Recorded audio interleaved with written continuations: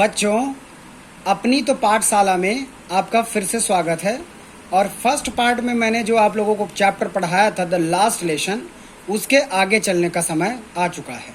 आइए बिना समय गवाए हुए आगे चलते हैं। तो यहाँ ब्रेथ तक हो चुका था। अगर मैं रिपीट करूँ थोड़ी सी पिछली कहानी को, तो फ्रांसिस्को जो कि इसमें मेन नरेटर का काम कर रहा है, वह अपने घर से स्कूल के लिए लेट हो जाता है। और देरी होने के कारण वो क्या करता है कि जल्दी जल्दी चलता है। फिर उसको रास्ते में बहुत लुभावनी चीज़ें दिखती हैं। उन सब को हटाते हुए, बुलेटिन पेपर को देखते हुए, लोगों को देखते हुए, भीड़ को देखते हुए सीधे वह स्कूल के गार्डन तक पहुंच जाता है, जो स्कूल के जस्ट बाहर ही बना होता है। आइए अब कहानी में आगे चलते हैं। Usually when school begin there was a great bustle which could be heard out in the street. सामान्यतः, यूजुअली माने सामान्यतः, जब स्कूल शुरू होता है तो there was a great bustle, मतलब बहुत सारा शोर होता था। बर्स्टल मतलब तरह तरह की आवाजें, तो बहुत शोर हुआ करता था। विच could be heard out in the street, जो चीजें हमें कहाँ से सुनाई देती थी, हम जब अगर स्कूल जाने के रास्ते में होते थे तभी हमको वो बातें सुनाई देने लग जाती थी। The opening and the closing of desk, जैसे डेस्क का खुलना, चाव चू करता है ना जब आप विद्यालय जाते हैं, बैग का पटकना, तो वैसे ही डेस्क को जब खोलते हैं या बंद करते हैं तो उसकी आवाज। लेसन रिपीटेड इन यूनिसन, कुछ क्लासेस में पाठ रिपीट किए जाते हैं। जैसे आप पहाड़ा नहीं पढ़ते थे, रिपीट मतलब 2 दूनी 4, तो दूर से ही स्कूल की ध्वनि सुनाई देने लग जाती थी। भारत में भी मैं जब पढ़ता था तो मेरे समय में भी क्या होता था कि टेबल को रिपीट कराया जाता था, स्कूल छुट्टी होने से पहले या शुरू होने के बाद। वेरी लाउड, खूब तेज तेज आवाज आया करती थी। With our hands over our ears to understand better, कभी कभी तो मुझे क्या करना पड़ता था, अपने हाथ कानों में रखना पड़ता था, तब जाके मुझे कुछ समझ आता था। Better and the teachers great rulers rapping on the table, और जो टीचर होते थे, शिक्षक, ग्रेट रूलर मतलब जानते हो, एक शासक की तरह, या समझ लो कि एक जो वो आपके पास डंडा नहीं होता रूल वाला, जिससे डंडा डराते हैं, वो teacher rapping on the table, table में पटकते रहते थे अपना रूल वाला डंडा, टप टप, उससे और भय लगता था और खूब आवाज गूंजती रहती थी ताकि बच्चे पूरी तरह से कॉन्सेंट्रेट रहें। But now it was all so still, लेकिन आज सब कुछ शांत था। क्या था? आज पूरी तरह से हर चीजें शांत थी। I had counted on the commotions to get to my desk without being seen, मैं गिन सकता था, मैं गिन सका the commotions to get my desk without being seen, बिना देखे मैं अपने डेस्क को गिन सकता था, या डेस्क तक पहुंचने की आवाज तक को गिन सकता था। बट ऑफ कोर्स, लेकिन हाँ, that day everything's had to be quite as a Sunday morning, जैसे कि विद्यालय बंद रहता है रविवार के दिन, जितना शांति विद्यालय में उस दिन रहती है, उसी प्रकार विद्यालय में आज भी शांति थी। इतना शांत माहौल था विद्यालय में। तो बच्चों, ऐसा क्या रहा होगा कि शांति थी? आइए आगे जानते हैं। Through the window I Shaw my classmates, मैंने खिड़की के सहारे देखा अपने सहपाठियों को। क्लासमेट माने सहपाठी होते हैं जो साथ में पढ़ते हैं। ऑलरेडी इन दियर प्लेसेस, वो अब पहले से ही अपने जगह पर बैठ चुके थे। And M Hamels walking up and down with his terrible iron ruler under his arms.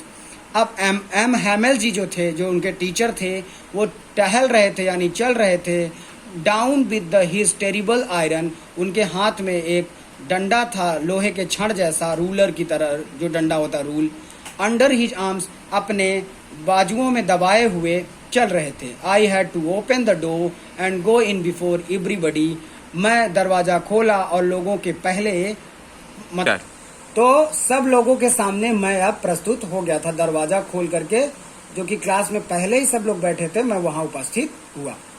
You can imagine how I blessed and how frightened I was, तुम लोग इमेजिन कर सकते हो, या आप लोग इमेजिन कर सकते हो कि पाठ का एक भी वर्ड ना याद हो, और मैं जब स्कूल पहुंचूं तो सारा सन्नाटा मचा हो, और क्लास में पहले से ही सारे विद्यार्थी व्यस्त बैठे हों, शिक्षक भी पहले से उपस्थित हों, तो मैं किस प्रकार की मैं ब्लश कर सकता था, मतलब एकदम डरा हुआ महसूस कर रहा था, मैं एकदम डरा हुआ था और झुंझला हुआ था।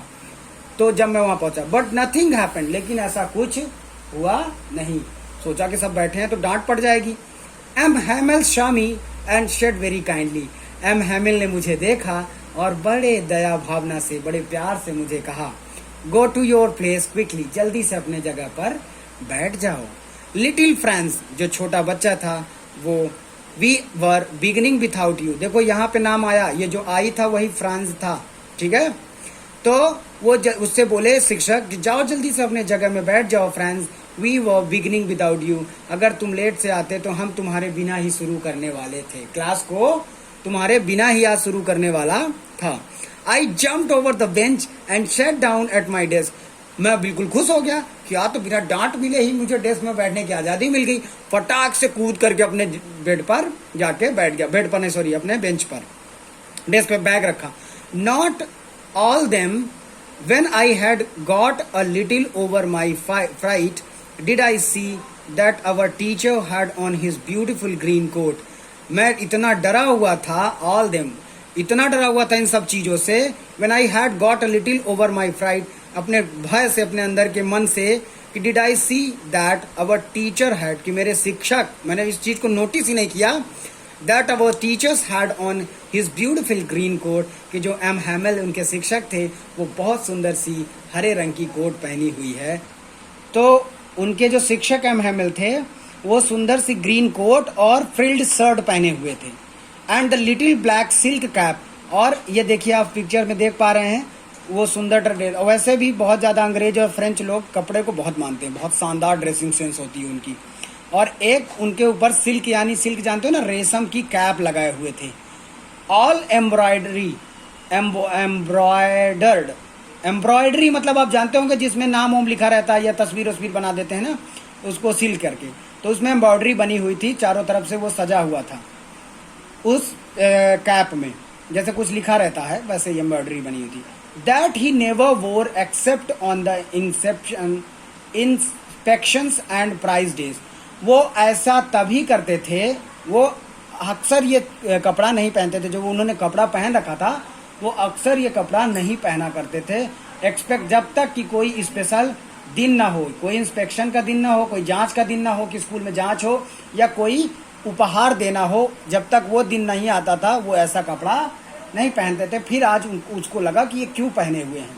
बिसाइड, इसके बावजूद, the whole school seems to strange, पूरी विद्यालय एक अजनबी लग रही थी, एंड द सोलेमन, और एकदम एक भाईचारा जैसा लग रहा था।